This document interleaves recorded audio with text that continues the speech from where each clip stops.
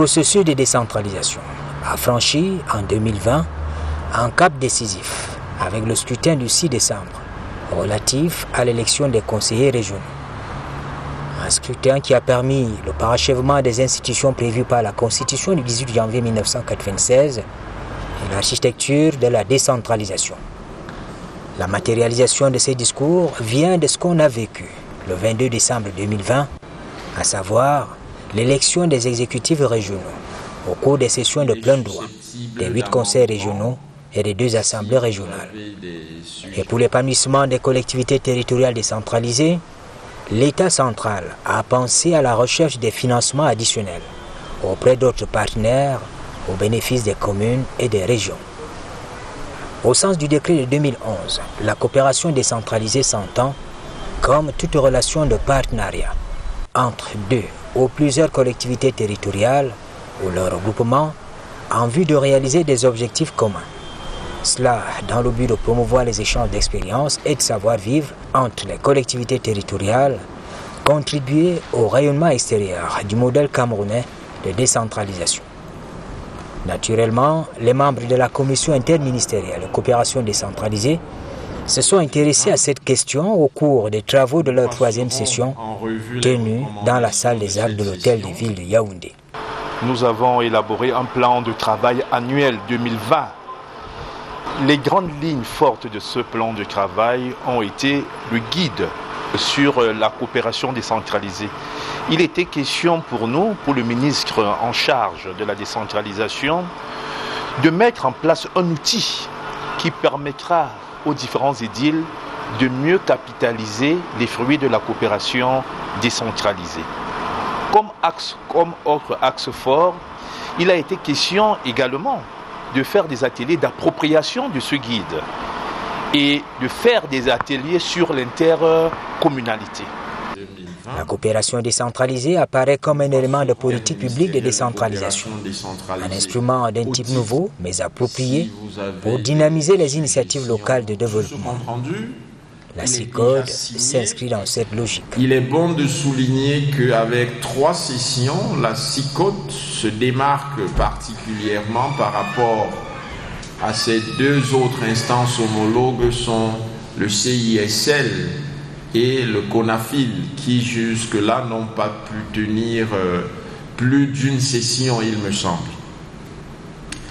En effet, pour la première session de notre commission tenue le 19 août dernier, nous avions eu droit, dans l'esprit du plan de travail annuel 2020, à la présentation du rapport annuel sur la coopération décentralisée.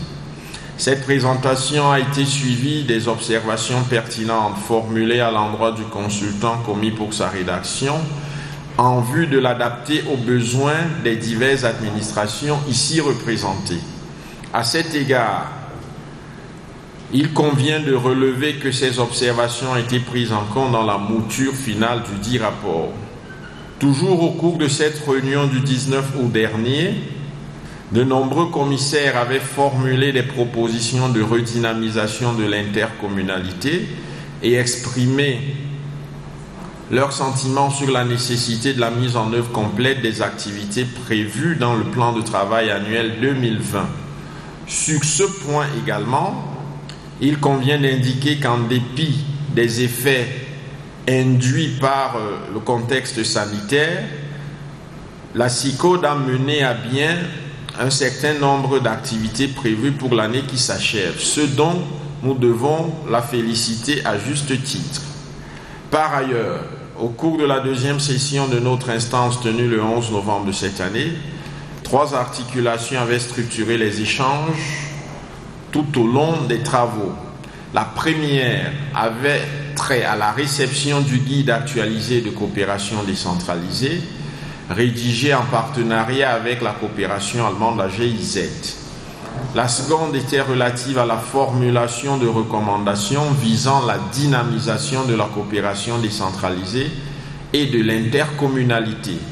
La dernière articulation, quant à elle, portait sur les échanges et les débats autour du nouveau cadre réglementaire régissant notre commission, à savoir le décret du 14 août 2020 portant organisation et fonctionnement de la CICODE. Au regard des dispositions de ce nouvel instrument normatif, notre commission revêt dorénavant un caractère consultatif et sa composition a été élargie à de nouveaux acteurs institutionnels, à savoir la présidence de la République, dont je salue la présence de la représentante ici, et les représentants des conseils régionaux et assemblées régionales. La question reste posée.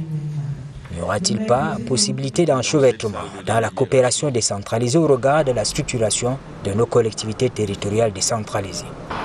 Le code a été très clair. Au niveau de la région, on parle de la solidarité interrégionale. Au niveau de la commune, on parle de la mise en place des syndicats des communes.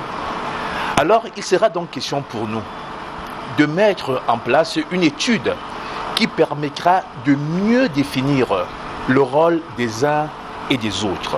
La finalité, le point final de tous ces différents organes, c'est quoi?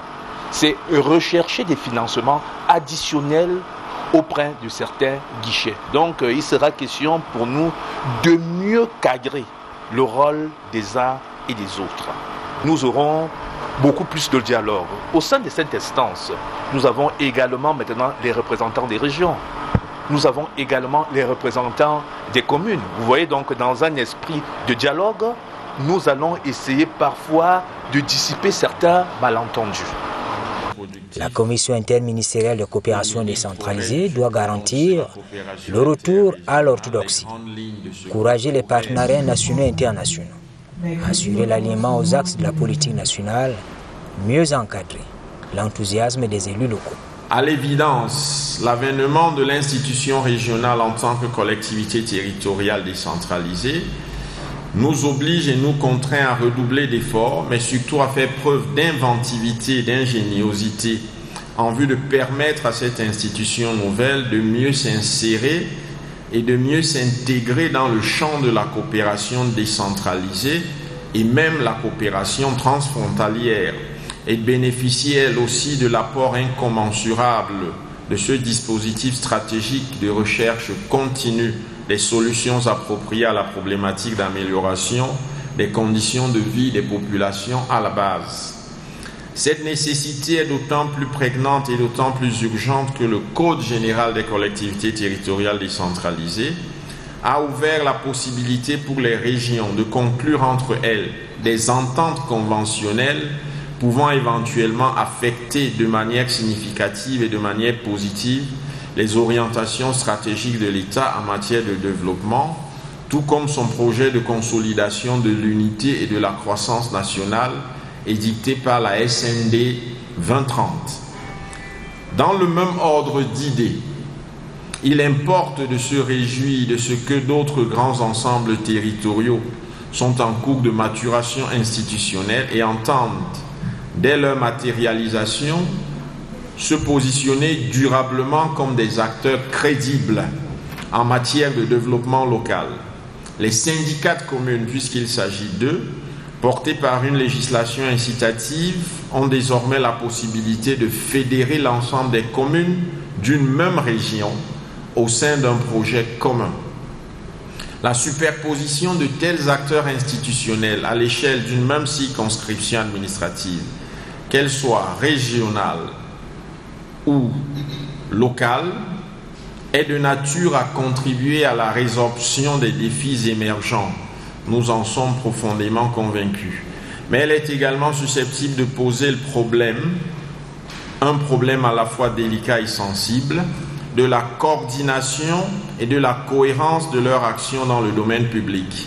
Notre commission, qui se situe à l'avant-garde de la réflexion et de l'action stratégique du gouvernement en cette matière, est dès lors invitée à faire preuve d'anticipation et de projection dans la perspective bien comprise de prévenir les menaces pouvant gripper l'irréversible processus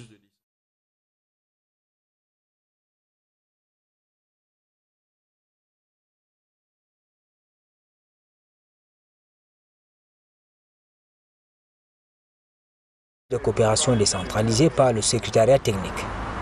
Il faut une meilleure perception de la coopération interrégionale avec l'entrée en service des régions.